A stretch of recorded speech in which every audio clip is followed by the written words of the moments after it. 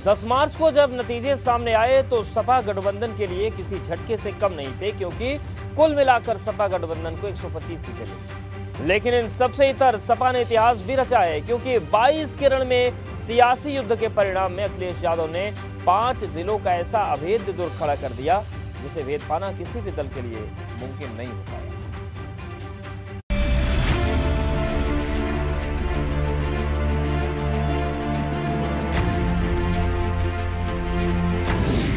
खत्म हुई 22 की रेस, 5 जिलों में जीते अखिलेश।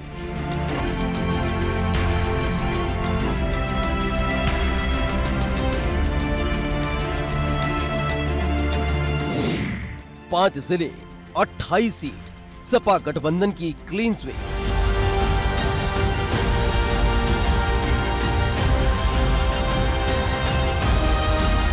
दस मार्च को नतीजे आने के बाद लगातार भाजपा की जीत के चर्चे हो रहे हैं, भाजपा की रणनीति के चर्चे हो रहे हैं। लेकिन इन सब के बीच उन सीटों पर नजर डालने की जरूरत भी है जहां भाजपा की लहर होने के बावजूद कमल नहीं खिल सका और समाजवादी पार्टी गठबंधन ने जीत का परचम लहरा दिया।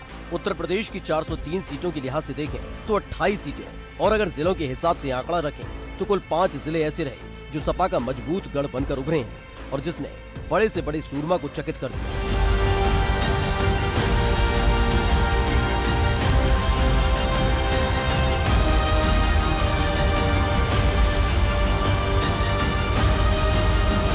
रविवार की सुबह समाजवादी पार्टी के ट्विटर पेज पर अखिलेश यादव ने एक फोटो ट्वीट की जिसमें उनके साथ उनके योद्धा खड़े हुए थे और साथ ही फोटो में नजर आ रहे थे अंबेडकर नगर की सभी 5 सीटों पर जीत हासिल करने वाले विधायक, जिसमें लालजी वर्मा, राममूर्ति वर्मा, त्रिभुवन दत्त, राकेश पांडे और रामअचल राजभर हैं। अखिलेश की जिन 5 दीवारों की बात हो रही है उसमें अंबेडकर नगर से क्लीन स्वीप करना वाकई चौंका देता है, जो बसपा का गढ़ रहा है और भाजपा के दिग्गज नेताओं ने इसे जीतने के लिए खूब पसीना बहाया था।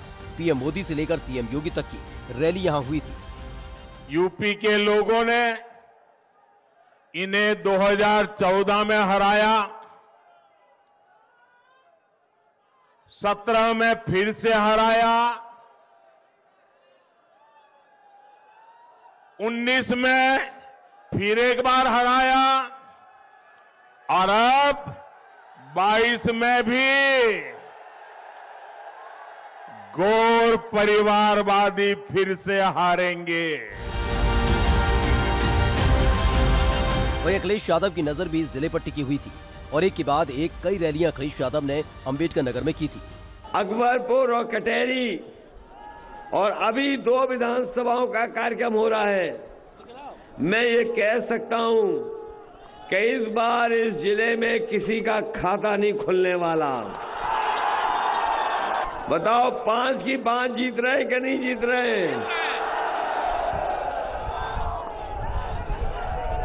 इस बार तो लगता है बीजेपी शून्य होने जा रही है, शून्य। ऐसे में 10 मार्च को जब नतीजे सामने आए तो चौंकाने वाले थे, क्योंकि अंबेडकर नगर की जिन 5 सीटों पर समाजवादी पार्टी ने जीत हासिल की है उसमें कटेरी सीट है जहां से लालजी वर्मा समाजवादी पार्टी की टिकट पर जीते हैं, वहीं भाजपा के प्रत्याशी अवधेश द्विवेदी हार गए।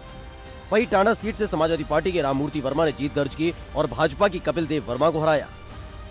आलापुर सीट से समाजवादी पार्टी प्रत्याशी त्रिभुवन दत्त जीते तो त्रिवेणी राम जो भाजपा प्रत्याशी थे वो हार गए। जलालपुर सीट की बात करें तो समाजवादी पार्टी के प्रत्याशी राकेश पांडे विधायक चुने गए, वहीं भाजपा के प्रत्याशी सुभाष राय हार गए। अकबरपुर सीट पर भी कुछ ऐसा ही हुआ, जब समाजवादी पार्टी के प्रत्याशी रामअचल राजभर जीते तो वहीं भाजपा के धर्मराज निषाद हार गए। ये जीत बताने के लिए काफी है कि दूसरे दलों से आए नेताओं पर जो दाव अखिलेश यादव ने लगाया था वो कारगर साबित हुआ और बसपा के गढ़ में भाजपा को धता बताते हुए क्लीन स्वीप किया। इसके साथ ही लगातार अखिलेश यादव आजमगढ़ की सभी 10 सीटें जीतने का दावा कर रहे थे और जब परिणाम सामने आया तो पता चला कि आखिरकार आजमगढ़ की सभी सीटें सपा के खाते में गई, जिसमें आजमगढ़ सदर से दुर्गा प्रसाद यादव जीते, अतरौलिया सीट से डॉक्टर संग्राम यादव, निजामाबाद सीट से आलम बदी, गोपालपुर सीट से नफीस अहमद, मुबारकपुर सीट से अखिलेश यादव, मेहनगर सीट से पूजा सरोज, लालगंज से बेचई सरोज, दीदारगंज सीट से कमलाकांत यादव, फूलपुर पवई सीट से रमाकांत यादव तो वहीं सगड़ी सीट से हृदय नारायण पटेल ने जीत दर्ज की। ये समाजवादी पार्टी की वो मजबूत दीवार रही जिन्होंने 22 के रण में सपा को मजबूती दी। आगे आपको दिखाएंगे कि सपा की वो 3 और दीवारें न किसी भी दल का खाता नहीं खुला और तेज रफ्तार से दौड़ी तो सिर्फ cycle. Bureau report, ABP Ganga.